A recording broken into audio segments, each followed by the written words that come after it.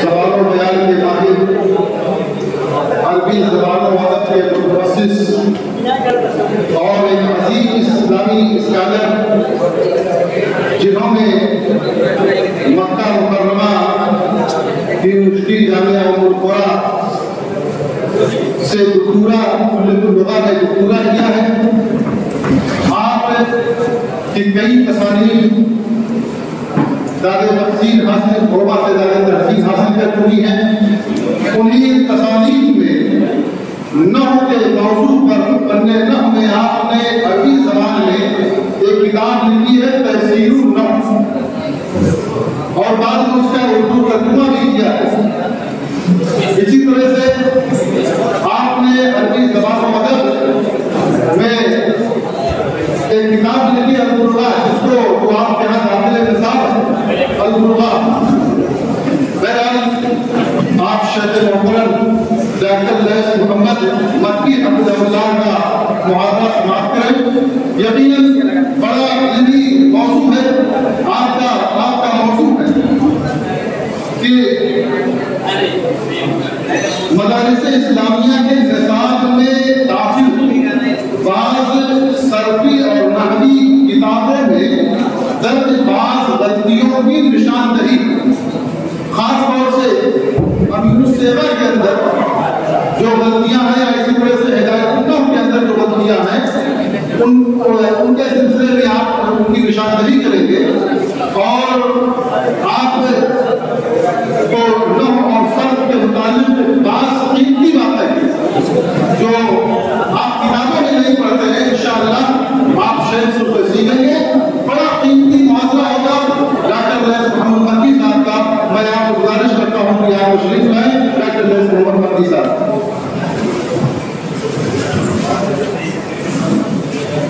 السلام علیکم ورحمۃ اللہ وبرکاتہ۔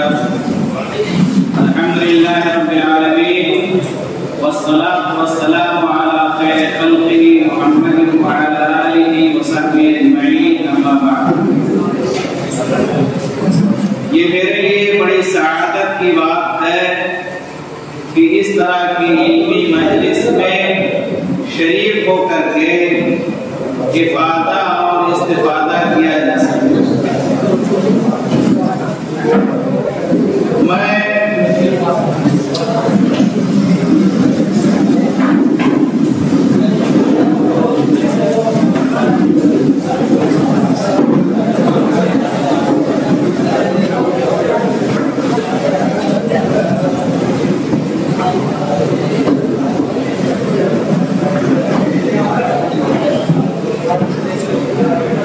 میں اس محاورے میں فن صرف کے بعض مسائل کی وضاحت کرنا چاہوں گا، اور صرف تنقید ہی نہیں بلکہ اس باتی انداز میں بھی کچھ باتیں آپ کے سامنے رکھی جائیں گی۔ نحو کے سلسلے میں اس سے پہلے اسی جمعیت کے ذریعے سے پروگرام رکھا گیا تھا، اور نحو میں جو اس طرح کی خامیاں ہیں ان کی وضاحت کی جا چکی ہے، اور اس سلسلے میں بہت پہلے محدث کے شمارے میں بعض مضامین اس سلسلے میں آ چکے ہیں۔ اس لیے آج کے محاضرے میں نحو سے متعلق کوئی بات نہیں رکھی جائے گی، صرف کے کچھ مباحث ہیں جو آپ کے سامنے میں رکھنا چاہتے۔ سب سے پہلا مسئلہ یہ ہے کہ صرف کی جو کتابیں پڑھی اور پڑھائی جاتی ہیں، امین الصرف ہے اور امین الصیغہ ہے، اس میں ایک چیز ملتی ہے کہ لن 5 صیغوں کو نصب دیتا ہے اور 7 جگہوں سے نون اعرابی گرا دیتا ہے۔ آپ عبارت سن لیجئے، امین صرف کے بعد لن فعل مضارع کے 5 صیغوں میں نصب کرتا ہے اور 7 صیغوں سے نون اعرابی کو گرا دیتا ہے۔ لم فعل مضارع کے 5 صیغوں میں جزم کرتا ہے، 7 صیغوں سے نون اعرابی کو گرا دیتا ہے۔ امین الصیغہ کے بعد جب لن فعل مضارع پر داخل ہوتا ہے تو یفعل، تفعل، افعل،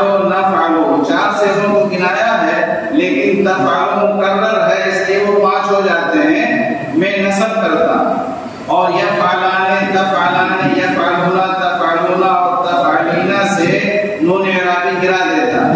یہاں پہ جو صیغے مکرر تھے ان کو ذکر نہیں کیا ہے، مکرر صیغوں کو لے کر کے یہ بھی 7 صیغے ہو جاتے ہیں۔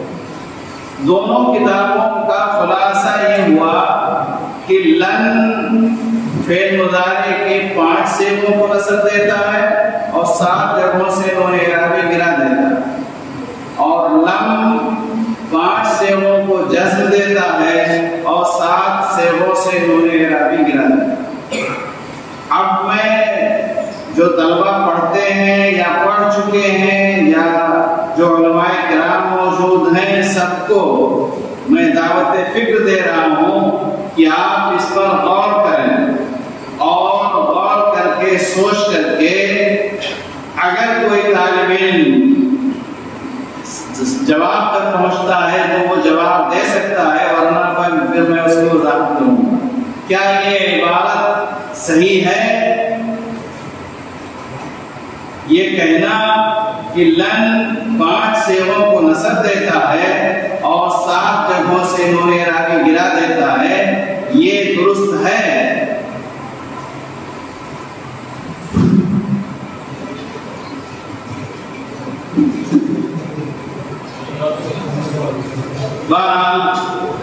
حقیقت یہ ہے کہ بہت ساری خامیاں کتابوں میں موجود ہیں، اور کبھی ہندوستان کے علماء کرام ان درسی کتابوں پر تنقیدی نظر سے مطالعہ نہیں کیا ہے، اس لیے یہ غلطیاں اور اس طرح کی خامیاں موجود ہیں۔ حقیقت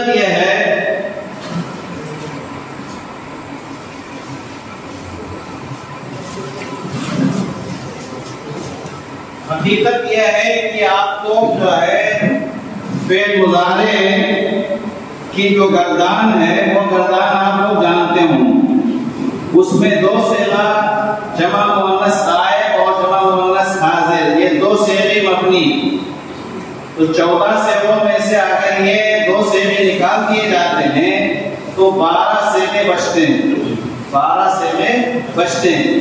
ان 12 صیغوں کو علماء صرف نے 2 مجموعوں میں بانٹا، 2 مجموعوں میں بانٹ دیا۔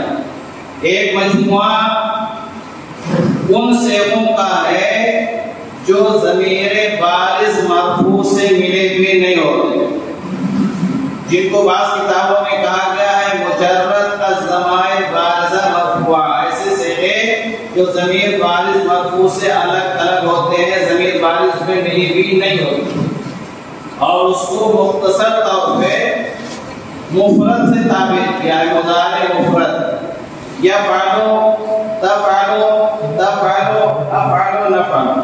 یہ صیغے 5 ایسے ہیں کہ جن میں جو ہے کوئی ضمیر بارز نہیں ہے، ضمیر اس میں مستتر ہوتی ہے یا اس کا فاعل جاز اسم ظاہر ہو سکتا ہے، ضمیر اس میں بارز ملی ہوئی نہیں ہوتی۔ بقیہ جو 7 صیغے ہیں، چاروں تسنیہ کے صیغے، یفعلان تفعلان تفعلان تفعلان، اور یفعلون تفعلون جمع مذکر غائب اور حاضر کا صیغہ، اور تفعلین واحد مؤنث حاضر کا صیغہ، یہ 7 صیغے ایسے ہیں کہ جن میں ضمیر بارز ملی ہوتی، ضمیر بارز ملی ہوتی ہے۔ یہ ایک گروپ ہے، 5 صیغوں کا ایک گروپ اور 7 صیغوں کا ایک گروپ۔ 5 صیغے جو ایک گروپ کے ہیں مضارع مفرد کے، ان کی 3 قسمیں کی گئی، ان کی 3 قسمیں کی گئی۔ ایک مضارع مفرد صحیح، مضارع مفرد صحیح، جیسے اس کی مثال ہے یضرب، مثال کی طور مضارع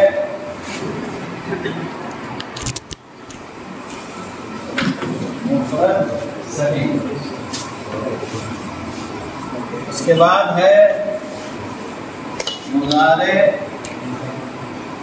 مفرد معتل یابی واوی، یدعو یرمی۔ اس کے بعد ہے مضارع مفرد معتل الفی، جیسے یرضا۔ یہ 3 قسمیں ہیں مضارع مفرد کی۔ ان تینوں کے بارے میں یہ بتایا گیا ہے کہ مضارع مفرد صحیح اگر ہے اور اس پر اگر لن داخل ہوتا ہے تو لن کی نصب دیتا اور نصب کی علامت اس پر فتح ہوتی ہے، لن یضربا، لن یضربا۔ مضارع مفرد معتل یائی واوی کا اعراب یہ بتایا گیا ہے کہ اگر اس پر لن داخل ہوتا ہے تو اس کو نصب دیتا ہے اور نصب کی علامت فتح لفظی ہوگا، اس لیے کہ فتح سب سے ہلکی حرکت ہے۔ وہ واو اور یا اگرچہ حرف علت ہے، کمزور حرف ہے، مگر فتح کو اٹھانے کی طاقت ان میں ہوتی ہے، اس لیے فتح لفظی ہوگا۔ اسی کو اگر لن کر دیں گے لن یضربا لن یرمیا۔ اور مضارع مفرد معتل الفی یرضا ہے تو الف پر چونکہ کوئی حرکت نہیں آ سکتی، الف پر کوئی حرکت نہیں آتی ہے۔ اگر الف پر کوئی حرکت آپ کو ملتی ہے تو وہ حمزہ ہے، وہ الف نہیں۔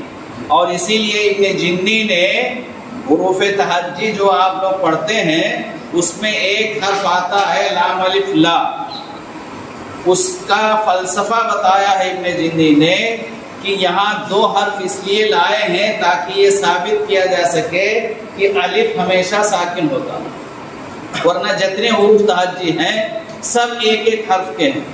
یہاں جو لا لایا گیا ہے یہ بتانے کے لیے کہ الف ہمیشہ ساکن ہوتا، تو الف پر کوئی حرکت نہیں آ سکتی۔ اس لیے اگر مضارع مفرد معتل الفی ہے تو حالت نصب میں بھی یہاں فتحہ تقدیری ہوگا، اس پر فتحہ ظاہر نہیں ہو سکتا، لن یرضا۔ یہ 3 قسمیں ہو گئیں مضارع مفرد کی، یعنی وہ صیغے جو ضمیر بارز مرفوع سے ملے ہوئے نہیں ہوتے۔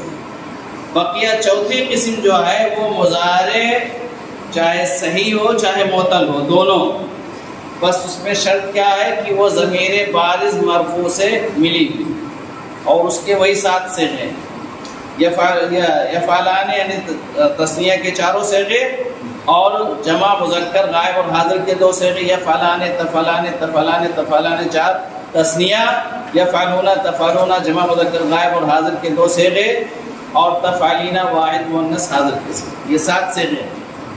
ان صیغوں کا اعراب یہ بتایا گیا ہے کہ اگر حالت رفعی میں ہے تو نون باقی رہے، اور اگر حالت نصبی میں ہے یا جزمی میں ہے تو نون گر جائے گا۔ جیسے یضربانے ہے، لن داخل ہوگا تو لن کی وجہ سے یضربانے کا نون گر جائے گا، یضربونا ہے تو نون گر جائے گا، لن یضربو ہو جائے گا، تضربینا ہے تو نون گر جائے گا، لن تضربینا۔ یہ ہے تفصیل فعل مضارع کے اعراب کی، چاہے وہ نصب کی حالت میں ہو تو نصب رہے گا اور نصب کی علامتیں الگ الگ، کہیں نصب کی علامت فتحہ ظاہر ہے اور کہیں نصب کی علامت فتحہ تقدیری ہے، کہیں نصب کی علامت نون کا گر جانا۔ اور یہ بھی ہم لوگوں کو معلوم ہے کہ جہاں تقسیم کرتے ہیں علماء صرف کہ فعل ماضی سارے کے سارے صیغے مبنی، امر حاضر معروف کے سارے صیغے مبنی ہیں، صرف فعل مضارع کو معرب مانا ہے اور وہ بھی 2 صیغے نکال کر کے 12 صیغے، 12 کے 12 صیغے یہ معرب ہیں، ان پر سب پر اعراب آئے۔ اور جب لن داخل ہوگا تو 12 صیغوں کو نصب دے گا، ایسا نہیں ہے جو یہ کتاب میں پڑھایا جاتا ہے 5 صیغوں کو نصب دیتا ہے، یہ غلط ہے۔ اور کتاب و سنت کے نصوص ایسے ہیں جن کو تقدس حاصل ہے، کتاب و سنت کے علاوہ کوئی بھی چیز اگر ہے تو اس کے تقدس نہیں حاصل ہے، اگر غلط ہے تو اس کو غلط مانا جائے گا۔ تو یہ 5 صیغوں کو جو نصب دیتا ہے کہا گیا ہے یہ غلط،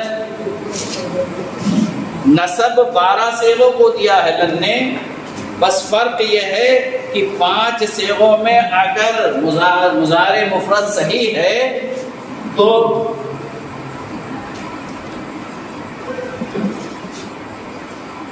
5 صیغوں میں اگر مضارع مفرد صحیح ہے تو نصب کی علامت فتح، اگر مضارع مفرد معتل یائی واوی ہے تو نصب کی علامت وہاں فتح ہے، دونوں میں فتح ظاہر، اور اگر مضارع مفرد معتل الفی ہے تو نصب کی علامت فتح تقدیری ہے۔ تو اس طرح سے لن 12 صیغوں کو نصب دے گا، بس نصب کی علامت الگ الگ ہو۔ 5 صیغوں میں وہ نصب دے گا تو نصب کی علامت فتح ہوگی اگر صحیح ہے یا معتل واوی آئی، اور اگر معتل الفی ہے تو فتح تقدیری ہو۔ لیکن ان 7 صیغوں میں نصب کی علامت نون کا گرنا ہے، اس لیے یہ کہنا کہ 5 صیغوں کو نصب دیتا ہے اور 7 جگہوں سے نون اعرابی گرا دیتا ہے، اس سے یہ ثابت ہوتا ہے کہ گویا 5 صیغوں کو نصب دیا ہے، باقی 7 صیغیں وہ منصوب نہیں ہیں، وہ معرب نہیں ہیں، یہ غلط ہے۔ 12 صیغوں کو نصب دیتا ہے، 5 صیغوں میں نصب کی علامت الگ ہے اور 7 صیغوں میں نصب کی علامت الگ ہے۔ آپ جو کہہ رہے ہیں کہ کہیں صحیح طور پر لکھا نہیں ہے، ہندوستان کی کتابوں میں آپ کو نہیں ملے گا، دوسرے عرب کے جو ہے مصنفین جو ہے ان کی کتابیں پڑھیں تو ان میں ملے گا۔ اگر نہیں لکھا ہے اور جو لکھا ہے وہ غلط ہے تو اسی کی تو تصحیح کی بات کر رہا ہوں، وہ صحیح ہونا چاہیے۔ ایسے ہی ایک چیز صرف کی کتابوں میں آپ لوگ پڑھتے ہیں، امر غائب متکلم معروف، جیسے لیفعل لیفعلا لیفعلوا لتفعل لتفعلا لیفعلنا لیفعل لنفعل۔ اگر اس کے بارے میں پوچھا جائے کہ یہ کون سا فعل ہے تو آپ کیا کہیں؟ فعل امر۔ فعل امر کہنا وہاں اس کا مطلب یہ ہے کہ فعل امر بھی معرب ہوتا ہے، لام جو ہے لام امر فعل مضارع کو جزم دیتا ہے، ٹھیک ہے۔ لیفعل میں فعل مجزوم ہے تو فعل امر کو آپ معرب مانیں گے، جبکہ علماء صرف نے یہ کہا ہے کہ ماضی کے سارے صیغے مبنی ہیں اور امر کے بھی سارے صیغے مبنی ہیں، اور وہاں مراد امر حاضر معروف ہے۔ حقیقت میں فعل کی بنیادی 3 ہی قسمیں ہیں، ماضی ہے، امر، لیکن صرف امر نہیں، امر حاضر معروف، اور اس کے بعد فعل مضارع۔ یہاں اصل میں اگر یہی لفظ باقی رکھا جاتا ہے تو یہ تشویش بچوں کے ذہن میں آئے گی۔ اگر کوئی طالب علم اچھی طرح سے سمجھنے والا ہے تو یہ اعتراض کر سکتا ہے کہ ہم پڑھایا یہ گیا ہے کہ امر جو ہے فعل امر اور ماضی دونوں مبنی ہوتے ہیں، ہم کو یہاں فعل امر مجزوم دکھائی دیتا ہے، معرب دکھائی دیتا ہے، ہم کیا اس کا جواب ہم دے سکتے ہیں؟ تو حقیقت میں یہ ہے کہ اس کو اس طرح سے تعبیر کرنا یہ بہرحال تعبیر کی غلطی ہے۔ اس کو امر غائب متکلم معروف کہنے کے بجائے اگر یہ کہہ دیا جائے فعل مضارع مجزوم بالام امر، فعل مضارع مجزوم بالام امر، تو بات تو واضح ہو جائے گی، بچوں کے ذہن میں تشویش بھی نہیں پیدا ہوگی اور جو بات ہے وہ صحیح آ جائے گی سامنے۔ حقیقت میں لیفعل یہ فعل مضارع مجزوم ہے اور اس کو جزم دینے والی چیز لام امر، تو وہ حقیقت میں معنی کے اعتبار سے ٹھیک ہے، وہ امر کا معنی دے رہا، اور لام امر کے بارے میں آپ نے پڑھا ہے کہ یہی اس کا کام ہے، معنوی طور پر وہ امر کا معنی دیتا ہے اور لفظی طور پر وہ فعل مضارع کو جزم دے دیتا ہے۔ تو لیفعل حقیقت میں فعل مضارع مجزوم ہے، اور اس کو اگر اس طرح سے تعبیر کر دیا جائے فعل مضارع مجزوم بالام امر تو پھر اشکال ختم ہو جائے گا، اور اور اس 3 قسم فعل کی اس 3 قسم پہ کوئی اعتراض لازم نہیں آیا. یہی حال فعل نہیں کا. فعل نہیں معروف، فعل نہیں مجہول کی گردان ہمیں یاد کرائی جاتی ہے، جبکہ وہ معنی کے اعتبار سے تو نہیں ہے، مگر حقیقت میں اصطلاح کے اعتبار سے، لفظ کے اعتبار سے اگر دیکھا جائے تو وہ بھی فعل مضارع مجزوم با لائے نہیں. اس لیے کہ لائے نہیں بھی فعل مضارع کو جزم دینے والے حروف میں آپ نے پڑھا. جزم دینے والے حروف لم، لما، لام، لائے نہیں، شرطیہ آپ نے پڑھا. تو لائے نہیں داخل ہوتا ہے، فعل مضارع کو جزم دیتا ہے اور معنی میں تبدیلی یہ کرتا ہے کہ اس میں نہیں کا معنی پیدا کر دیتا ہے. تو اس کو بھی اگر جو ہے فعل مضارع مجزوم با لائے نہیں کہہ دیا جائے تو کوئی اعتراض لازم نہیں آتا ہے، کوئی تشویش نہیں پیدا ہو سکتی. پر یہ 2 چیزیں تھیں جس کی جانب آپ کی توجہ مبذول کرانی تھی، اور ایسے اور بھی چیزیں ہیں. استقصاء مقصود نہیں ہے، بتانا مقصود یہ ہے کہ جو کتابیں رائج ہیں اس میں اس طرح کی خامیاں موجود ہیں، ان خامیوں کو دور کرنے کی ضرورت ہے. دوسرا مسئلہ جس کی وضاحت میں کرنا چاہتا ہوں وہ یہ کہ اوزان اور صیغے جو ہمیں پڑھائے جاتے ہیں، چاہے وہ صرف صغیر کے ذریعے چاہے صرف کبیر کے ذریعے گردانیں ہمیں رٹائی جاتی ہیں، اوزان ہمیں یاد کرائے جاتے ہیں، تو اس کا مقصد کیا ہوتا ہے؟ حقیقت یہ ہے کہ جو کتابیں صرف کی پڑھائی جاتی ہیں اس میں ان کا مقصد واضح طور پر ذکر نہیں کیا گیا، اور نہ اساتذہ اتنی محنت کرتے ہیں اور غور کرتے ہیں کہ ان مقاصد کو واضح کیا جائے طلبہ. اور جب کوئی کام مقصد سمجھے بغیر کیا جائے گا تو یقیناً وہ بوجھ محسوس ہوگا. ہم نے بھی پڑھا ہے، ہم بھی اس وقت نہیں جانتے تھے کہ اس کو ہم کیوں یاد کرتے ہیں، کیوں رٹتے ہیں. بس استاد نے کہا ہے، امتحان دینا ہے اس لیے رٹ رہے ہیں، اوزان یاد کر رہے ہیں، لیکن مقصد کیا ہے یہ مقصد واضح نہیں ہوتا. اور جب تک مقصد واضح نہ ہو کسی کام کا اس میں حقیقت میں دل لگتا نہیں ہے، دلچسپی نہیں رہتی. تو اوزان جو ہمیں یاد کرائے جاتے ہیں ان کا فائدہ کیا ہے؟ پہلا فائدہ یہ ہے کہ ان اوزان کے ذریعہ مختلف معانی کے لیے مختلف الفاظ و کلمات بنائے جا سکتے ہیں. اس کی وضاحت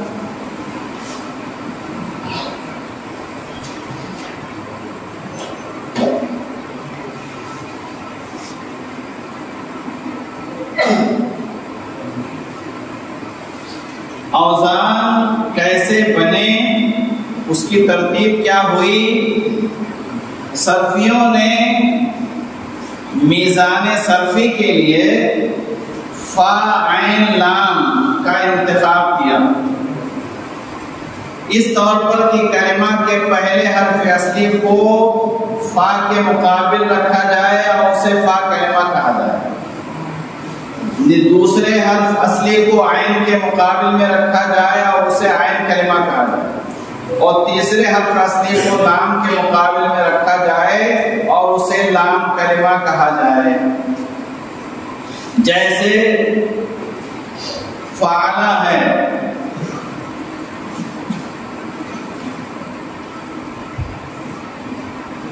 یہ ایک وزن آپ کو جاہر دیا ہے، یہ فا کلمہ ہے یا عین کلمہ یا لام کلمہ. ضربن سے ہے مادے سے اگر اس وزن پر آپ کو کلمہ بنانا ہو تو ضاد رے بے پہلا حرف ضاد ہے تو فا کلمہ کی جگہ پر ضاد ہو جائے گا، عین کلمہ کی جگہ پر دوسرا جو حرف ہے ضرب میں رے ہے وہ اس کی جگہ اتار دیا جائے گا، اور لام کلمہ کی جگہ پر بالے آئیں گے، اور ان کو جو وزن پر حرکت ہے وہی حرکت یہاں رکھ دیں گے. یہ موزون کلمہ بن جائے گا۔ تو یہ میزان صرفی کے لیے فا عین لام کو مقرر کیا صرفیوں نے۔ اگر کلمہ رباعی ہے تو فا اور عین لام پر ایک لام کا مزید اضافہ کیا گیا، جیسے بعصرہ کا وزن فعللہ ہے، درہم کا وزن فعلل۔ اور اگر کلمہ خماسی مجرد ہو اور ایسا صرف اسم میں ہوتا، یعنی فعل خماسی مجرد نہیں آتا ہے، صرف اسم جو ہے یہ خماسی مجرد ہوتا، تو فی عین لام پر 2 لام کا اضافہ کیا جاتا ہے خماسی میں، جیسے جہملشن بڑی عمر کا اونٹ، اس کا وزن فعللن۔ اور اگر کلمہ مزید فی ہوگا، یعنی ایسا کلمہ جس میں حرف زائد ہو، حرف اصلی نہیں مجرد نہ ہو، مزید فی ہو، تو اگر حرف زائد کا تعلق کسی حرف اصلی کو مقرر کرنے سے ہے تو اس کو مقرر کر دیا جائے گا، جیسے قطع کا وزن فعلہ ہے، جلبہ کا وزن فعللہ۔ یا اگر حروف زائد میں سے مستقل حرف زائد ہوگا تو ایسی صورت میں میزان کے اندر وہ حروف زائد اپنی جگہ پر لکھے جائیں گے۔ مثال کے طور پر باب استفعلہ، استفعلہ کا ماضی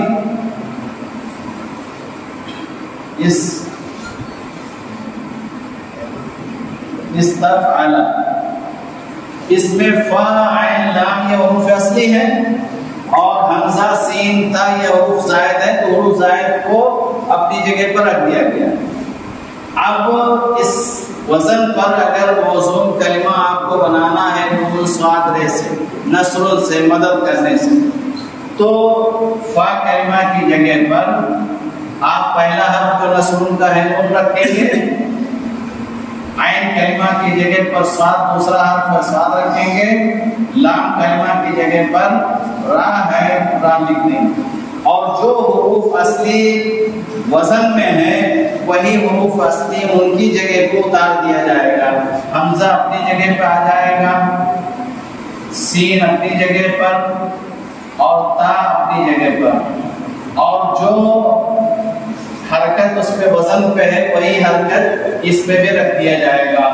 اس کو اگر ملا دیا جائے گا تو اس تن سرا، تو اس طرح سے فا عین لام کو بنیاد بنا کر کے اسی کے ذریعے سے بہت سارے صیغوں کو جو ہے صرفیوں نے وضع کیا، اور بہت سارے صیغے جو وضع کیے ہیں بے مقصد نہیں ہیں، ہر صیغہ کا ایک مقصد ہے۔ جیسے صرف صغیر میں ثلاثی مجرد سے آپ پڑھتے ہیں مثلا نصرہ ینصر سے، تو اس میں اسم فاعل کا وزن یا فی عین لام ہی سے جو وزن ہے موضوع چھوڑ دیجئے، فعل یفعل، فعل یفعل سے بہت سارے اوزان اس میں ذکر کیے گئے، ماضی کے، مضارع کے، معروف اور مجہول کے، پھر اسم فاعل کے لیے فاعل ہے، اسم مفعول کے لیے مفعول ہے، اسم تفضیل کے لیے افعال ہے، اور اسم اعلیٰ کے لیے مفعول مفعول مفعول ہے، اور ظرف کے لیے چاہے مفعول ہے یا مفعول ہے اس کے صیغے کے باب کے اعتبار سے۔ تو اس طرح سے الگ الگ الفاظ یعنی وزن بنائے گئے ہیں، لیکن ہر وزن ایک معنی ادا کرنے کے لیے، فاعل کا معنی ادا کرنے کے لیے فاعل، اور ثلاثی مجرد کے علاوہ جو فاعل ہوتا ہے وہ فعل مضارع سے بنتا ہے، اس کا قاعدہ آپ لوگوں نے پڑھا ہے، جیسے اجتنب یجتنب ہے تو اس سے اسم فاعل مجتنب بنے گا، علامت مضارع کو حذف کر کے اس کی جگہ پر جو ہے بھی مضمون پڑھائیں گے اور آخر سے پہلے کسرہ دے دیں گے، یہ اسم فاعل بن جائے گا۔ تو اسم فاعل کا جو صیغہ مقرر کیا گیا ہے، چاہے ثلاثی مجرد میں، چاہے ثلاثی مجرد کے علاوہ ثلاثی مضیفی وغیرہ میں، وہ فاعل کا معنی ادا کرنے کے لیے بنایا گیا۔ اسی طرح سے اسم مفعول کا ہے جو بھی جو ہے بنایا گیا ہے ایک خاص معنی ادا کرنے کے لیے وہ وزن بنایا گیا۔ انہی اوزان کے واسطے سے پھر ہم مختلف مادوں سے بہت سارے الفاظ بنا سکتے ہیں، وضع کر سکتے ہیں۔ مثال کے طور پر تو گویا یہ اوزان ایک سانچے ہوتے ہیں، مختلف ڈائیاں ہوتی ہیں۔ آپ لوگ جانتے ہوں گے کہ کسی چیز کو تیار کرنے کے لیے ایک سانچہ یا ایک ڈائی بنائی جاتی ہے۔ اس ڈائی میں کسی خام مادے کو اگر ڈال دیا جائے تو ایک مخصوص شکل اور حیت کی کوئی چیز تیار کر لی جاتی ہے، چاہے پلاسٹک ہو یا لوہا ہو، اس کو گلا کر کے اس ڈائی میں ڈالا جاتا ہے تو اس ڈائی کے ذریعے سے ایک مخصوص شکل کی چیز تیار ہو جاتی ہے۔ ایسے ہی حروف اصلیہ جو مادے ہوتے ہیں الگ الگ، ان مادوں کو ان اوزان میں ڈال کر کے اور ڈھال کر کے مختلف الفاظ، مختلف معنی ادا کرنے کے لیے مختلف الفاظ ہم بنا سکتے ہیں۔ اور اس کی جو ہے مثال دیا جیسے استفالہ ہے، یا مان لیجیے استفالہ کا اسم فاعل مستفعل ہے۔ مستفعل کے وزن پر اگر ہم نون صاد رے سے اسم فاعل بنانا چاہیں گے تو یہی طریقہ استعمال کیا جائے گا۔ مستفعل آپ لکھ لیں گے وزن، اور اس کے بعد حروف اصلی کو فا کلمہ عین کلمہ لام کلمہ کی جگہ پر لکھیں گے، حروف زائد جو ہیں ان کو اپنی جگہ پر اتار دیں گے، وزن پہ جو حرکت ہے وہی حرکت موزون پہ رکھ دیں گے، اسم فاعل تیار ہو جائے۔ تو یہ گویا اوزان اور صیغے مختلف ڈائی ہیں، مختلف سانچے ہیں، اس کے ذریعے سے ہم مختلف الفاظ وضع کر سکتے ہیں، بنا سکتے ہیں۔ اور یہی وجہ ہے کہ عربی زبان آج تک زندہ ہے اور زندہ رہے گی۔ خلاصہ یہ ہے کہ مختلف معانی کو ادا کرنے کے لیے مختلف مادوں سے مذکورہ اوزان کے ذریعے مختلف موزون کلمات کو بنایا جا سکتا ہے، مشتق کیا جا سکتا ہے، اور یہ ثابت کیا جا سکتا ہے کہ عربی زبان کو یہ امتیاز حاصل رہا ہے کہ معاشرے میں رونما ہونے والے مختلف معانی اور مفاہیم کو ادا کرنے کے لیے وہ اشتقاق کے ذریعے مطلوبہ الفاظ کو مہیا کرتی رہی ہے، اور وہ انہی اولین اصول جذور اور مادوں پر قائم ہے جن سے اس کے کلمات شروع سے متفرع اور مشتق ہوتے رہے۔ اس طرح سے یہ زبان صدیوں سے زندہ ہے اور رہے گی، اور زمانے کے تقاضوں کو پورا کرتی رہے گی۔ مثال کے طور پر پرانے زمانے میں ریڈیو نہیں تھی۔ ریڈیو کا جب ایجاد ہوا تو انہی اوزان کی مدد سے عربوں نے اس کے لیے خالص عربی لفظ جو ہے گڑھ لیا اور وضع کر لیا۔ زا یزعو کے معنی ہوتا ہے نشر ہونا، پھیلنا، پھیلانا، اور ہم اور آپ پڑھے ہیں کہ اسم اعلیٰ کے اوزان میں سے ایک وزن ہے مفعال۔ مفعال وزن پر زا یزعو سے جب ہم نے اسم اعلیٰ بنایا تو وہ مزیعون بن گیا۔ ریڈیو کے لیے ایک خاص لفظ وضع ہو گیا، جو معنی نیا سامنے آیا اس کے لیے نیا لفظ عربی زبان میں مل گیا۔ ایسے ہی ہتف یہتف آواز دینے کو کہتے ہیں۔ ٹیلی فون میں ایک شخص جو ہے کہیں سے ٹیلی فون کرتا ہے، وہ آواز دیتا ہے، وہ چاہتا ہے کہ آپ مجھ سے بات کریں، تو اس سے اسم فاعل کے وزن پر، فاعلوں کے وزن پر ہاتفون بنا دیا گیا۔ موبائل پہلے نہیں تھا، جب اس کا وجود ہوا تو موبائل کے لیے لفظ چوال، چالہ چولو کے معنی ادھر ادھر منتقل ہونا، اس سے جو ہے فعال کے وزن پر اسم جو ہے مبالغہ کا وزن آپ نے پڑھا ہے فعال، فعال کے وزن پر جوال بنایا گیا۔ تو یہ جو ہے جو نیا معنی آیا سامنے اس کے لیے بھی ایک لفظ وضع کر لیا گیا۔ ایسے ہی بعد میں علماء عرب نے، ان کے جو مجامع لغویہ ہیں، ان لوگوں نے ایک خاص وزن مقرر کیا ہے فعالہ، جو اسم اعلیٰ کا معنی دیتا ہے، اور اس وزن پر بہت ساری ایجادات جو ہیں ان کو اسی وزن پر اور اصل جو ہے صیغے اور اصل مادے کو سامنے رکھتے ہوئے اور معنی کی مطابقت کو بھی سامنے رکھتے ہوئے بہت سارے الفاظ وضع کیے ہیں. جیسے غسالہ ہے، غسلہ یسلمانی دھلنا، غسالہ ایسی مشین جس سے دھلا جائے واشنگ مشین کے لیے غسالہ کا لفظ بنا دیا گیا. ایسے ہی ثلاجہ ہے، سل جو ہے برف کو کہتے ہیں، فریزر کے لیے ثلاجہ کا لفظ بنا دیا گیا. تو مختلف اوزان جو آپ کو یاد کرائے جاتے ہیں، رٹائے جاتے ہیں، وہ بے مقصد نہیں ہیں. وہ بہت بنیادی مقصد ان کا ہے کہ اگر وہ اوزان آپ کے سامنے ہیں تو ان اوزان پر مختلف مادوں سے مختلف معانی کو ادا کرنے کے لیے مختلف الفاظ آپ گڑھ سکتے ہیں، بنا سکتے ہیں. تو بے بنیاد وہ گردانے یا وہ اوزان آپ کو نہیں یاد کرائے جاتے ہیں، اس کا مقصد ہوتا ہے اور وہ مقصد ہمارے اور آپ کے سامنے واضح ہونا چاہیے. تو ایک مقصد تو یہ ہے. دوسرا یہ کہ ان اوزان کے ذریعہ ان کلمات کی اصل تک پہنچا جا سکتا ہے جن میں تخفیف یا اعلان یا ادغام کا قاعدہ جاری ہوا.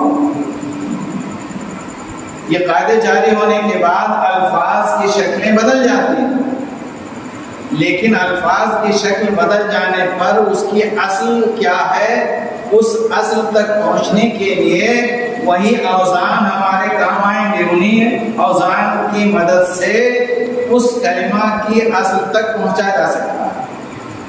مثال کے طور پر الرمیو جو مصدر ہے، اس کی صرف صغیر جب آپ گردانیں گے تو اس میں اسم مفعول مرمیون ملے گا. کیا ملے گا؟ مرمیون. اب مرمیون دیکھنے میں اس کی شکل اسم مفعول سے بالکل مختلف ہے. تو مرمیون کی اصل کیا تھی یہ ہم کیسے جان پائیں گے؟ یہ ہم جان پائیں گے اس وقت جب اسم مفعول کا وزن ہم کو معلوم ہے. اسم مفعول کا وزن جاننا ہے.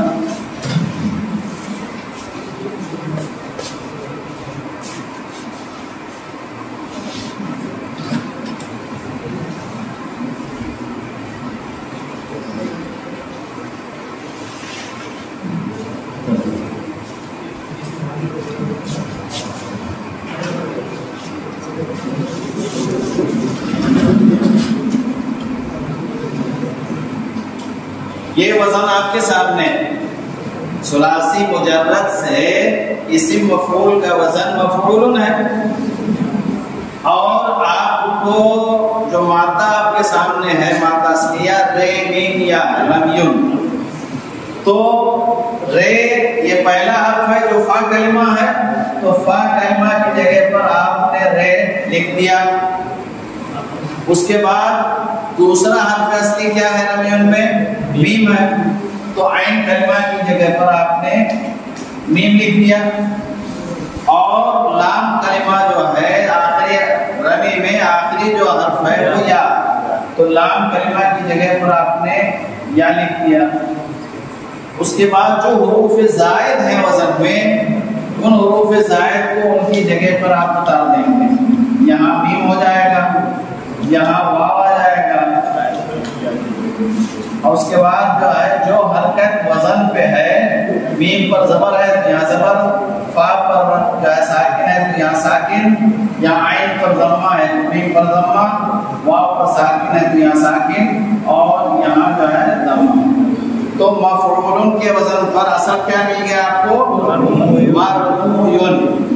وزن کے مدد سے ہی آپ کو اصل ملی مرمیون کی نا، ورنہ صرف مرمیون آپ کے سامنے رہے تو آپ جو ہے اس کی اصل نہیں جان پاؤ گے.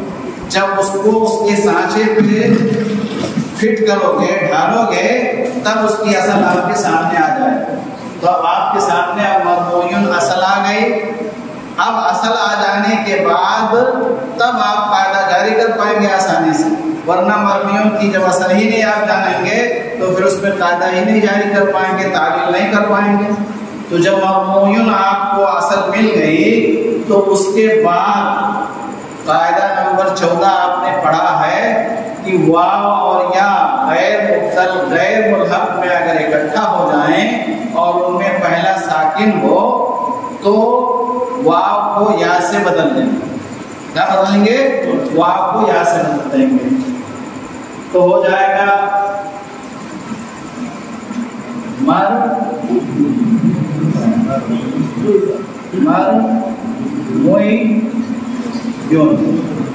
ٹھیک ہے. اس کے بعد پھر یا کو یا میں ادغام کریں گے. دو حرف ایک جنس کے ہونے کے ناطے یا کو یا میں ادغام کر دیں گے، ہو جائے گا مرمویون مرمویون. اور پھر یا کی مناسبت سے میم کے ضمہ کو کسرہ سے بدل دیں گے تو مرمیون ہو جائے گا. تو آپ کو اصل معلوم ہوئی کہاں سے؟ وزن کے واسطے سے. اور اصل معلوم ہونے کے بعد آپ نے قاعدہ جاری کر دیا، تعلیل ہو گئی اور آپ کو پھر مرمیون مل گیا. کہ مرمیون سے مرمیون کیسے بنا؟ آپ وزن کے ذریعے اصل تک پہنچے. اصل معلوم ہونے کے بعد یہ پتہ چل گیا کہ اس میں کون سا قاعدہ جاری ہوگا، اور وہ قاعدہ جاری کرنے کے بعد آپ تعلیل کر لیے اور پتہ چل گیا کہ مرمیون اس طرح سے بنا. تو دوسرا فائدہ یہی بتا رہا تھا کہ وزن کے ذریعے سے کلمہ کی اصل تک پہنچا جا سکتا ہے. اور دوسری مثال حمزہ کے قاعدے میں آپ لوگوں نے پڑھا ہے قاعدہ نمبر 4 کہ اگر دو حمزہ متحرک اکٹھا دونوں میں سے کوئی بھی مکسور ہو تو دوسرے حمزہ کو یا سے بدل دیتے ہیں. پڑھا ہے نا؟ اس کے بعد مثال دے دیا جیسے جائیں. پریشانی کی بات یہ ہے جو نقص ہے تدریس میں، اور ہم لوگوں نے بھی ویسے ہی پڑھا ہے کہ تطبیق نہیں کرائی جاتی. بہت سارے مدارس میں جو ہے میں نے بچوں سے پوچھا، اور میرا اپنا پرانا تجربہ بھی ہے اور میرا خیال ہے اکثر اساتذہ کا تجربہ یہی ہے کہ قاعدہ رٹا دیا جاتا ہے اور رٹانے کے بعد مثال دے دی جاتی ہے، مگر مثال میں اور قاعدے میں کیا ربط ہے یہ نہیں بتایا جاتا ہے اور نہ بچوں کو سمجھ میں آتا. قاعدہ پوچھیے پٹ سے وہ قاعدہ سنا دیں گے، مثال بتا دیں گے، مگر مثال اور قاعدے میں ربط کیا ہے وہ چیز چونکہ تطبیق نہیں کرائی جاتی ہے اس لیے سمجھ میں نہیں آتی. اب اسی قاعدے میں، اسی جو ہے مثال میں اور اس قاعدے میں اگر تفصیل نہ بتائی جائے، تطبیق نہ بتائی جائے تو ربط قاعدے میں اور مثال میں کچھ بھی نہیں. لیکن یہاں بھی اسی وزن کا فائدہ ملتا ہے. جائن آپ کو معلوم ہے کہ یہ اسم فاعل ہے، ثلاثی مجرد سے فاعل اسم فاعل. اور جا یجیو کے جو حروف اصلی ہیں وہ جیم یا حمزہ. ٹھیک ہے. اب جیم یا حمزہ کو فاعل کے وزن پر اگر آپ بنائیں گے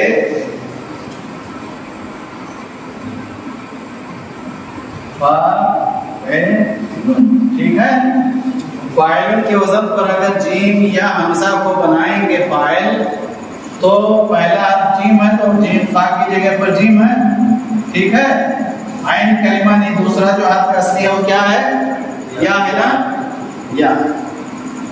اور اس کے بعد تیسرا جو حرف اصلی ہے وہ کیا ہے؟ حمزہ ہے نا. جا یجیو، یجیو جیون. ٹھیک ہے. جیم یا حمزہ یہ تین حرف اصلی ہیں تو فا کی جگہ پر جیم آپ نے رکھا اور عین کلمہ کی جگہ پر یا، اور لام کلمہ کون سا ہے؟ حمزہ. اور حمزہ کا جو املا ہوگا اگر وہ کسرہ کے بعد آتا ہے تو وہ یا پر لکھا جاتا ہے. املا کا بھی ایک مسئلہ ہے، یہاں املا عربی اتنا پڑھایا ہی نہیں جاتا ہے. بہرحال یہاں لکھا جائے گا یہ یا کیوں، اور جو حرف زائد الف اس کو یہاں اتار دیں گے، اور جو حرکت اس میں ہے وہی حرکت یہاں ڈال دیں گے. جا اے ٹھیک ہے. وزن کے ذریعے سے آپ کو اصل معلوم ہوئی کہ اصل کیا ہے، جا اے ان، جا اے ان. اب ابھی بھی یہ مثال اس قاعدے کے مطابق نہیں ہوئی. قاعدے میں کیا ہے، دو حمزہ ہونا چاہیے نا، اور یہاں ابھی ایک یا ہے اور ایک حمزہ ہے، تو پھر آپ کو تلاش کرنا پڑے گا. اعلان کے جو قواعد آپ نے پڑھے ہیں اس میں قاعدہ نمبر 17 آپ نے پڑھا کہ فاعل کے اگر عین کلمہ میں وا اور یا ہو اور اس کے فعل میں تعلیل ہوئی ہو تو اس وا اور یا کو کس سے بدل دیتے ہیں، حمزہ سے. کس سے بدلتے ہیں، حمزہ سے. تو اس قاعدے کے مطابق یہاں تعلیل ہوئی. تو اب یہ عین کلمہ کی جگہ پر یا ہے کہ نہیں، اس یا کو کیا کریں گے، حمزہ سے بدل دیں گے. تب بنے گا کیا، جا اے ان. اب یہاں دو حمزہ اکٹھا ہوئے کہ نہیں، دو حمزہ اکٹھا ہوئے. اب یہاں یہ قاعدہ جاری ہو کہ دو حمزہ متحرک اگر اکٹھا ہو اس میں سے کوئی بھی مکسور ہو تو دوسرے حمزہ کو کیا کرتے ہیں، بولو بھائی، جو لوگ پڑھے ہیں یا پڑھتے ہیں یا سے بدل دیں. تو اب کیا بن جائے گا، جا اے یون، جا اے یون. اب اس کے بعد پھر اس میں ایک تبدیلی ہوئی، اس میں قاسم کا قاعدہ جاری ہوا. یا پر ضمہ ثقیل تھا، یا کو ساکن کیا گیا، اور یا ساکن ہے اور تنوین قائم مقام نون ساکن کے ہوگا. ٹھیک ہے. اجتماع ساکن کی وجہ سے یا گر جائے گی اور تنوین لوٹ کر کے عین کلمہ پہ آ جائے گی، اور عین کلمہ پر پہلے سے کسرہ ہے اس لیے کسرہ کی تنوین اس پر رہے گی، تو بن جائے گا جا. تو پہلے تو یہ ہوا کہ آپ کو وزن کے ذریعے سے اصل معلوم ہوئی. اصل معلوم ہونے کے بعد پھر آپ نے تلاش کیا اس میں جو ہے حمزہ کی تخفیف کا قاعدہ نہیں بلکہ اس میں اعراب کا ایک قاعدہ جاری ہوا. تب جو ہے وہ حمزہ کے مطابق ہوا. پھر حمزہ کے قاعدہ کا قاعدہ جاری ہوا تو وہ جا اے یون بنا، اور جا یون میں پھر قاسم کا قاعدہ ہوا، تب جا کر کے جائیں گے. اگر یہ تدبیر بتائی جائے، سمجھائی جائے تو طلبہ سمجھ سکتے ہیں. ایسا نہیں ہے کہ وہ نہ سمجھیں، لیکن مسئلہ یہی ہے کہ نہ تو اساتذہ کے پاس اتنا خلفیہ ہوتا ہے نہ وہ محنت کرتے ہیں. جیسا کہ مغرب سے پہلے مولانا فضیلت الشیخ عبدالرشید صاحب کا محاضرہ ہو رہا تھا کہ مطالعہ اور علم کی گہرائی اور گہرائی ضروری ہے کسی چیز کو پڑھانے کے لیے. تو یہ ساری چیزیں جب استاد بتائے گا تطبیقی انداز میں، تب جو ہے اس طالب علم سے پوچھا جائے کہ بھئی یہ قاعدہ ہے، یہ مثال ہے، دونوں میں تطبیق کیسے ہوگی اور کیسے جائز بنا تو بتا سکتا.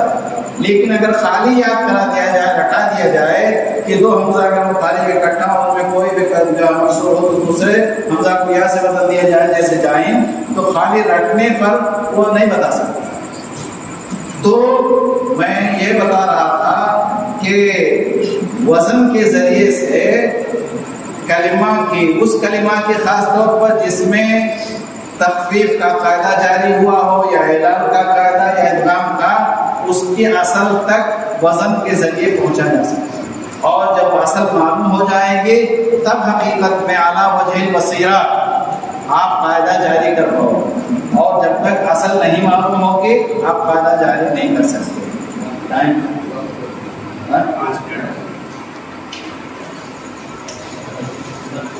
ایک اور مثال تھی، وہ تھوڑا لمبی جو ہے وہ تھی، لیکن ٹائم کم ہے، اس لیے جو ہے میں اسی پر اکتفا کرتا ہوں، اور ایک خاص چیز کی جانب اور اشارہ کرنا چاہوں گا کہ حقیقت میں کتابیں جو درس میں داخل ہیں، ان کتابوں میں کہیں کہیں ایسی فاش غلطیاں ہیں کہ وہاں پہنچ کر کے اگر وہی غلطی باقی رہے اور حقیقت میں کہا جائے سمجھانے کے لیے تو استاد عاجز رہ جائے۔ اس کی ایک مثال میں آپ کو بتا دیتا ہوں۔ علم الصیغہ میں بھی اور امین الصیغہ میں وہ غلطی موجود ہے۔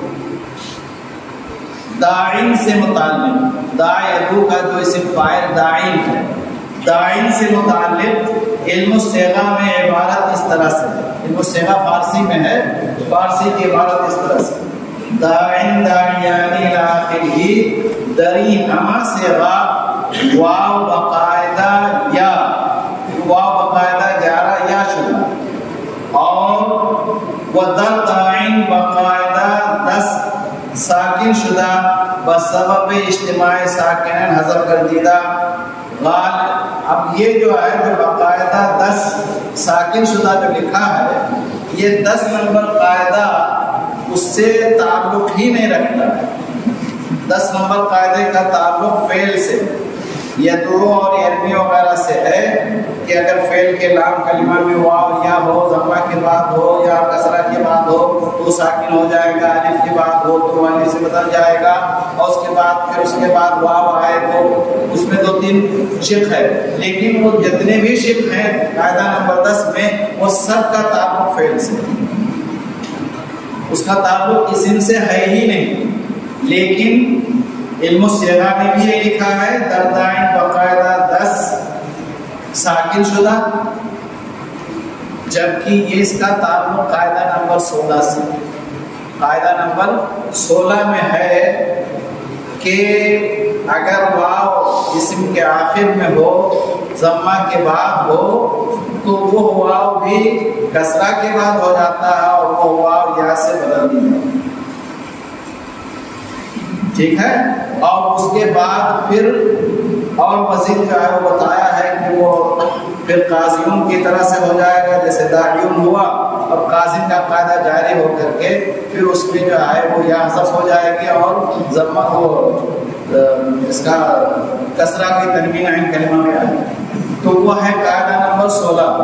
مگر علم الصیغہ میں بھی یہی لکھا ہے باقاعدہ 10، اور اس کا جو ترجمہ کیا گیا ہے امین الصیغہ، امین الصیغہ میں بھی باقاعدہ وہی 10 نمبر قاعدہ ذکر کیا۔ اگر کوئی طالب علم ذہین ہو اور وہ پوچھے کہ استاد یہ بتائیے کہ انہوں نے کہا ہے کہ قاعدہ نمبر 10 سے وہ ساکن ہوا ہے، تو قاعدہ نمبر 10 کا تو تعلق فعل سے ہے اور وہ چیز یہاں نہیں صادق آتی ہے، تو پھر استاد کیا جواب دے؟ اس لیے کہ کتاب میں یہ غلطی موجود ہے۔ تو ایسی غلطیاں جو فاش غلطیاں ہیں، کم سے کم اس کی اصلاح تو ہو جانی چاہیے، اور یہ کتاب میں نے جو ہے اسی لیے ترتیب دی ہے، اس میں جو غلطیاں ہیں غلطیوں کی وضاحت کیا ہے، اور جتنے قاعدے ہیں ان قاعدوں کو مفصل طور پہ بھلے اتناب ہو، اس لیے کہ اتناب ہر جگہ معیوب نہیں، اتناب کی اگر ضرورت ہے تو اتناب بھی مت لو، اتناب ہے اس میں، لیکن ایک ایک قاعدے کو ایک ایک جز لے کر کے اس کو اچھی طرح سے ہم نے سمجھایا ہے، اور سمجھانے کے بعد ہر اس کی تطبیق جو ہے اس میں ہم نے دکھائی ہے۔ اگر ایک طالب علم یا استاد اگر سر پڑھاتا ہے تو کم سے کم جو تخفیف کے اعلان کے اقدام کے قاعدے ہیں ان قاعدوں کو اعلیٰ وجہ بصیرہ سمجھ سکتا ہے، بچوں کو سمجھا سکتا ہے، اور بہت ساری چیزیں جو صاحب کتاب نے حوالہ خالی دے دیا ہے ہم نے اس کو آخر میں جدول میں داخل کر کے بتا دیا ہے کہ اس کی اصل یہ ہے اور اس میں فلاں قاعدہ جاری ہے۔ تو یہ کتاب میں نے اس لیے ترتیب دی ہے تاکہ اساتذہ کو بھی مدد ملے، پڑھانے والے اور پڑھنے والے بھی اگر استفادہ کرنا چاہیں تو استفادہ کر سکتے ہیں۔ کتاب کا نام ہے تحصیل قواعد التخفیف والاعلال والادغام، اور یہ جو ہے مکتبہ نعیمیہ سے 9 سے چھپی ہوئی ہے، جس سے آپ لوگ استفادہ کر سکتے ہیں۔ یہ صرف آپ کے فائدے کے لیے، ورنہ مجھے کوئی غرض نہیں ہے کہ میری کتاب ہے اس لیے جو ہے یہ کتاب بکے، حاشا اللہ ایسی کوئی ضرورت نہیں ہے الحمدللہ مجھے، لیکن میں نے کہا کہ جس مقصد سے یہ بات یہ چیز آئی ہے سامنے، وہ مقصد کم سے کم بچوں کے سامنے یا اساتذہ کو معلوم ہو۔ یہ چند چیزیں تھیں جن کو میں چاہا کہ آپ کے سامنے واضح کروں۔ اب اگر سوال پوچھنا ہے تو میں نے کہا آپ پوچھ لیجیے، پوچھ لیجیے۔ ہاں، اگر ہم لوگوں کو پوچھنا ہے تو وہ پوچھ سکتے ہیں، لیکن وہ جو 3 سوالات وہ 3 سوالات جو ہوں گے انعامات کے ہوتے ہیں، 3 سوالات کر لیجیے۔ آپ سوال جو محاضرہ ڈالے ہیں اس میں سے پوچھیے گا، کوئی مسئلہ نہیں ہے۔ اوزان جو آپ لوگ پڑھتے ہیں اس کے میں نے 2 فائدے ذکر کیے، اس کے 2 فائدے ذکر کیے، اس میں سے کوئی ایک فائدہ کوئی بتائے؟ عبد العلی آج بھی نہیں بتایا، چلیے عبد العلی کو نمبر دے۔ شیخ ابھی ادھر سے بھی نہیں بتایا، عبد العلی کون نہیں بتایا؟ نوشاد نہیں بتایا، نوشاد، وسیم جو وسیم رمضان کے ذریعے۔ اچھا تو عبد العلی بتا رہے، چلو عبد العلی ڈاکٹر صاحب اگر صحیح جواب ہوگا تبھی، ورنہ دیکھیے کتنا کمپٹیشن ہے۔ کلمے کے اندر جو تغیرات ہوتے ہیں، جیسے انقلاب ہوگا یا تنگ ہوگا، اس کو پرکھنے کے لیے یا اس کو اصل باتیں جانکاری کے لیے اوزان کیا جاتا ہے تاکہ اس سے پتہ چلے کہ اس میں کون سا خلل پیدا ہوا ہے۔ اس چیز کو اس مادے سے نکالنے کے لیے اوزان کو رکھا جاتا ہے تاکہ اس کے ذریعہ پتہ لگایا جائے۔ مادے تک پہنچنے کے لیے نہیں، اس کو استعمال کیا، وزن کو جو استعمال کیا جاتا ہے وہ کس تک پہنچنے کے لیے استعمال کیا جاتا ہے؟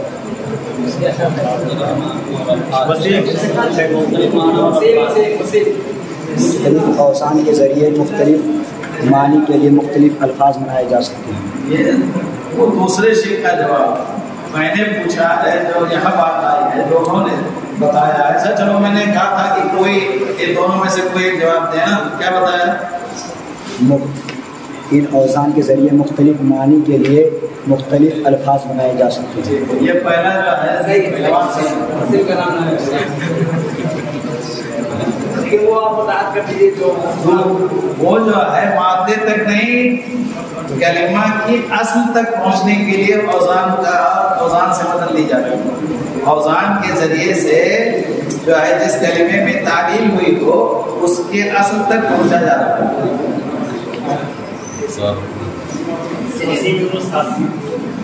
اچھا،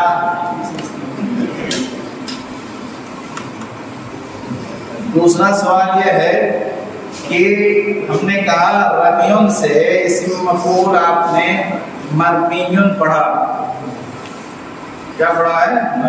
مرمیون۔ مرمیون کیسے بنا ہے اور آپ کو اس کی اصل کیسے پتا چلے؟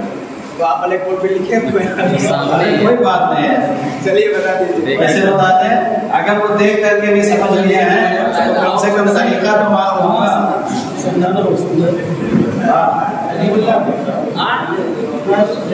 چلو تم ارے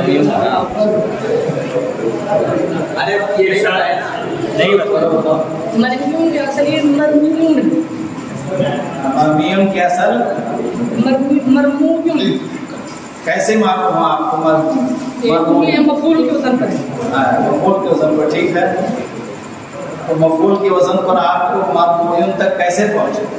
یہ قاعدہ ہے کہ یا سے پہلا کا ہوا لیکن وہ قاعدہ میں جاری کرواؤ یہاں۔ ابھی آپ کو اصل بتانا ہے کہ آپ کو مرمیون کہاں سے مل پائے، مرمیون تک آپ کیسے پہنچے؟ مرمون کے وزن پر ہے، اس وجہ سے اصل میں یہ مفعول کے وزن مفعول کے وزن پر مرمون کا اصل میں رما ہے، تو رما کا فعل و فاعل ہے، تو तो फाल यानी फल हो गया तो फाल कलमा करा है इसी तरीके से, और एन कलमा है, एन कलमा उस तरीके से मीम है, और लाम कलमा क्या है तो ये असल कलमा हो गया। तो मफूल के अंदर पर तो मीम जायद, तो इस सूरत में मीम को जायद कर दिया, और उसके बाद जो वाव जायद है उसको भी जायद कर दिया, तो मजमूर। उसके बाद जो हरकत वजन पर थी वही व्यवधान थे तो असल मिल गई, ठीक है। अब असल मिलने के बाद उसमें कैसे जो है कायदा जारी हुआ, ऐसा होगा कि कायदा है या से पहला वाव और इससे पहले जम्मा और वाव साकिन है। ऐसे नहीं, आप अपने तरफ से जो है उसको कायदा गढ़िए नहीं, तो कायदा है तो मालूम तो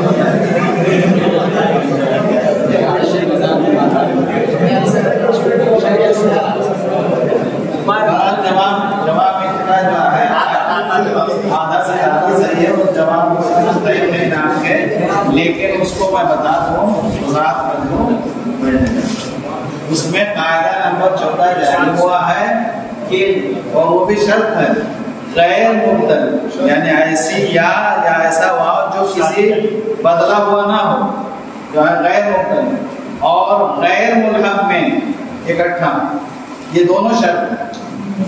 अगर वाव और या गैर मुबदल हो, गैर मुल्हक में जमा हो, इसलिए कि अगर मुबदल हो जैसे अवा या भी का अम्र है ईवे, वहाँ या हुआ इकट्ठा है लेकिन उसमें कायदा जारी नहीं होगा, इसलिए कि उसमें जो है वो बदली या बदली हुई, ठीक है। ऐसे ही ज़ैवन है मुल्हक कलिमा, उसमें या हुआ इकट्ठा है लेकिन कायदा जारी नहीं होगा, तो दो शर्त है, वाव और या गैर मुबदल हो, गैर मुल्हक में अगर इकट्ठा होते हैं तब ऐसी सूरत में पहला साकिन हो, दोनों में पहला साकिन हो, चाहे या पहले हो या वाव, तब ऐसी सूरत में वाव को या से बदलते हैं और या को या में इल्हाम कर देते हैं, और या से पहले जो जम्मा होता है अगर जम्मा है तो जम्मा को कसरा से बदल देते हैं, तब मालूम। इसको समझना भी जरूरी है और कायदा याद रहना भी जरूरी है। एक सवाल और है क्या? वजन कोई ले जा आसान है टीचर सर सारसा के लड़के सारसा के लड़के सानिया के कुछ वो लोग बता देंगे वजन कोई भी अभी आ रहे हैं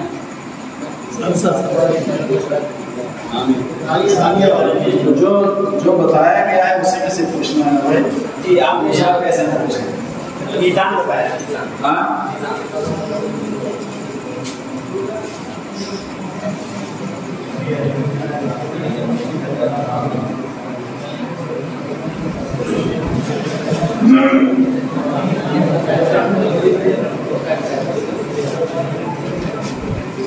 हमने ये बताया है कि इश्काल खत्म करने के लिए जो हम लोग पढ़ते हैं अम्र गायब मुतकल्लिम मारूफ, अम्र गायब मुतकल्लिम मारूफ, इसमें जो इश्काल है उस इश्काल को खत्म करने के लिए सही इबारत क्या बताई गई? सही नाम बताना है वो सानिया सार से कोई बताओ। हां वेल मुदारे मजूम वाला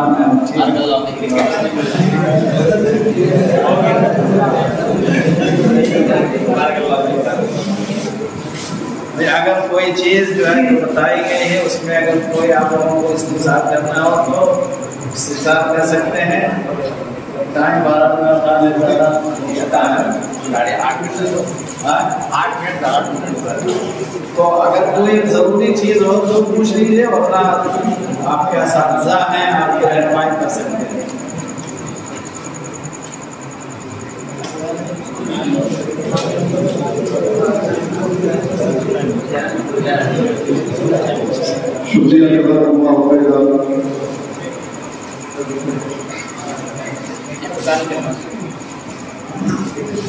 बस इन्हीं बातों पर मैं इत्तेफा करता हूँ और मैं समझता हूँ कि कुछ न कुछ आपको फायदा जरूर हुआ होगा। और